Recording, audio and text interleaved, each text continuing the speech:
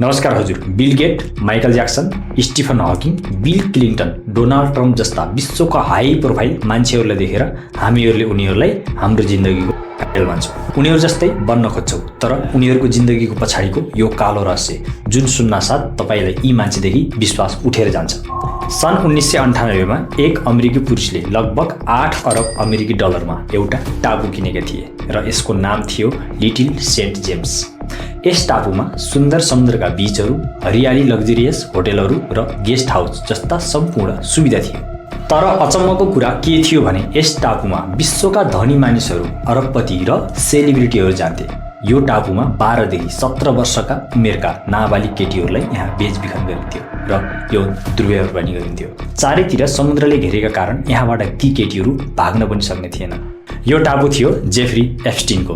एप्स्टिनले कुनै समयमा बच्चाहरूलाई पढाउने काम गर्थे। त्यसपछि उनी विश्वका ठुला अरबपतिको फाइनान्सियल एडभाइजर भए र उनले त्यस समयमा लगभग 600 मिलियन अमेरिकी डलरको कम्पनी खडा गरे र करोडपति बने।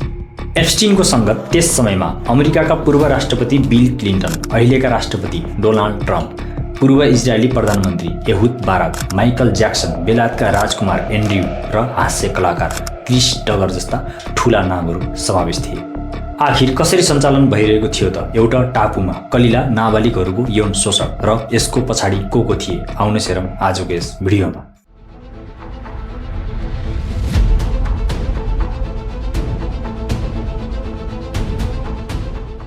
सन् 2005 मा 14 वर्षकी केटी र उनका बुबाले स्थानीय प्रहरी स्टेसनमा उजुरी दर्ता गरे। उनलाई स्कुल पढ्ने उनकी साथीले धनी मानिसको घरमा लगेको बताइन्। उनलाई भनिएको थियो कि ती मानिसलाई केवल मसाज गराउनुपर्छ र यसको लागि 200 देखि 300 डलर पाइन्छ।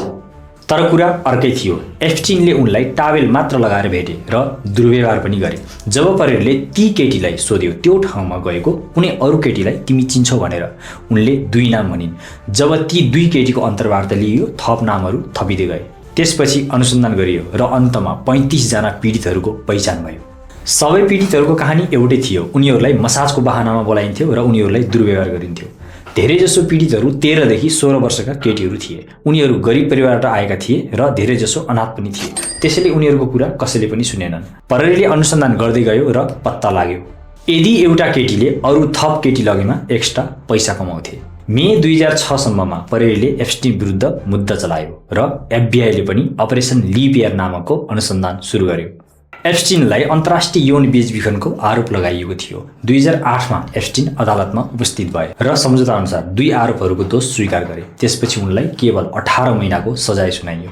एप्स्टिनलाई 12 घण्टा आफ्नो अफिसमा काम गर्न दिइन्थ्यो र 12 घण्टा मात्रै जेलमा राखिन्थ्यो। तर उनी समय पुग्नुभन्दा 5 महिना अगाडि नै जेलबाट रिहा भए। एप्स्टिनलाई 12 घण्टा आफ्नो अफिसमा काम गर्न दिइन्थ्यो र 12 घण्टा मात्रै जेलमा राखिन्थ्यो। तर उनी समय पुरा हुनुभन्दा 5 महिना अगाडि नै जेलबाट रिहा भए। 2019 मा एप्स्टिनलाई फेरि पक्राउ गरियो। यसपटक उनलाई यौन बेचबिखनको आरोप लगाइएको थियो, जसको परिणामस्वरूप उनलाई 45 वर्षसम्मको सजाय हुन सक्थ्यो। तर अगस्त 2019 मा एप्स्टिन मृत फेला परे। उनी आफ्नो कोठाभित्र ओछ्यानको तन्ना प्रयोग गरेर आत्महत्या गरेका थिए। त्यसैमा उनी कोठाभित्र एक्लै थिए। त्यस समयमा सीसीटीभीले पनि काम गरेको थिएन। यो आत्महत्या नभएर उनको हत्या गरेको थियो। ट्रम्पले 2024 को अमेरिकी राष्ट्रपति चुनावमा यसलाई मुख्य मुद्दा बनाएर राष्ट्रपति बन्दा बित्तिकै सबै फाइल सार्वजनिक गर्ने बाचा गरे र 2025 मा ट्रम्पले चुनाव जिते र अमेरिकाको राष्ट्रपति बने। तर ट्रम्प राष्ट्रपति बन्न साथ यो फाइल खुलेन। त्यस समयमा एलोन मस्कले पनि ट्विट गरेर एप्स्टिन फाइलमा ट्रम्पको नाम छ भनेर भनेका थिए।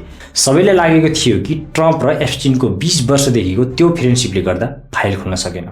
यस मित्रताको कारण एउटा षड्यन्त्र सिद्धान्त देखा पर्न थाल्यो कि ट्रम्प ती व्यक्तिहरूमध्ये एक थिए जसको एप्स्टिन फाइलहरूमा हानिकारक विवरणहरू छन् र त्यसैले उनी सबै फाइलहरू सार्वजनिक गर्न इच्छुक थिएनन्। यी सबै कुराको बारेमा जनतामा हल्ला फैलिन थाल्यो। यी षड्यन्त्र सिद्धान्तले यति धेरै सार्वजनिक दबाव निम्तायो कि नोभेम्बर 2025 मा अमेरिकी काङ्ग्रेसमा न्याय विभागलाई 30 दिनभित्र एप्स्टिनका सबै फाइलहरू जारी गर्न आवश्यक पर्ने विधेयक पेश गरियो। जब संसदमा विधेयकमा मतदान भयो, एउटा दुर्लभ क्षण देखियो जहाँ रिपब्लिकन र डेमोक्रेटिक दुवै दलका राजनीतिज्ञहरूले विधेयकलाई समर्थन गरे। त्यसैले ट्रम्पको इच्छा विपरीत भए पनि विधेयक पारित भयो। केही ट्रम्प समर्थकहरूले बिल क्लिन्टनको पर्दाफास हुने र वर्षौंदेखि चलिरहेको षड्यन्त्र अनन्त प्रमाणित हुने कुरामा उत्साहित थिए। तर डिसेम्बर 19 आइपुग्दा न्याय विभागले केही हजार फाइलहरू मात्र जारी गर्यो। र धेरै फाइलहरू लुकाइयो। त्यसपछि डिसेम्बर 23 मा थप 300 कागजातहरू जारी गरियो। यी कागजातहरू धेरै एडिट गरिएको थियो।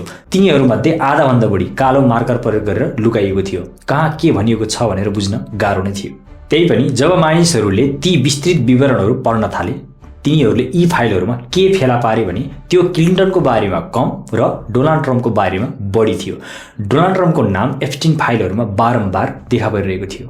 मितिहरू हटाइएको छ। धेरै पृष्ठहरूमा आधा रेखाहरू कालो मार्करले ढाकिएका छन्, तर धेरै ठाउँहरूमा न्याय विभागले यी एडिटलाई राम्रोसँग एडिट पनि गरेको छैन। धेरै फाइलहरू छन् जहाँ यी एडिट गरिएका शब्दहरू फोटोसपबाट पनि देख्न सकिन्छ।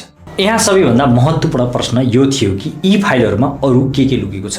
यो दाबी गरिएको छ कि एप्स्टिनसँग शक्तिशाली व्यक्तिहरू विरुद्ध प्रमाण थियो र उनको टापुमा को गए भन्ने सबै डेटा थियो। समय बित्दै जाँदा हामी हेर्नेछौँ कि यसमा कति राष्ट्रपतिहरू, प्रधानमन्त्रीहरू, अरबपतिहरू र राजकुमारहरू संलग्न छन् र एप्स्टिनको कालो पुस्तकमा कति नामहरू छन् त्यो प्रकट हुनेछ। अहिलेसम्म एप्स्टिन फाइलको 2% मात्र डेटा बाहिर लिक भएको छ। बाँकी त खुल्न बाँकी नै छ। भिडियो हेर्नुभएकोमा धन्यवाद। अर्को भिडियोमा भेट होला।